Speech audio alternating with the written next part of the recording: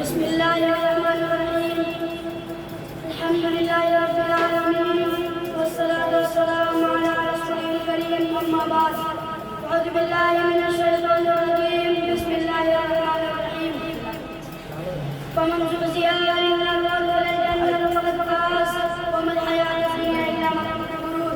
मुहतरम बुजुर्गों, दोस्तों, अस्सलामु अलैकुम व रहमतुल्लाहि व बरकातुहू। मैंने आपके सामने अभी कुरान की तिलावत किया, जिसका मतलब जो दोज़ख से बचा लिया गया है, जन्नत में दाखिल कर दिया गया है, कामयाब हो गया। और ये दुनिया की जिंदगी में महफूज है।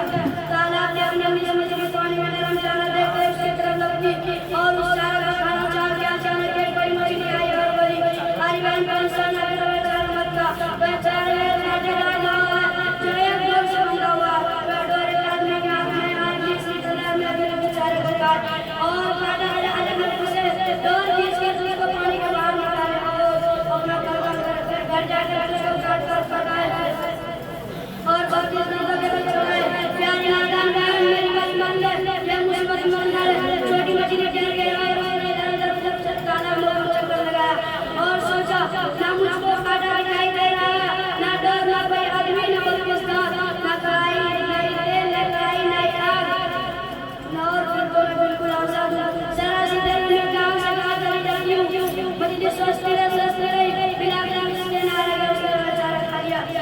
फिर वही इसकी खबर बड़ी मछली ने दी थी। इस तरह अल्लाह ने अपने महबूब रसूलों को भेजकर इंसानों को आगाह किया कि इंसान ने तुम्हारी जिंदगी सब कर लिया, बल्कि इसके बाद भी दुनिया कभी खत्म न होने वाली है।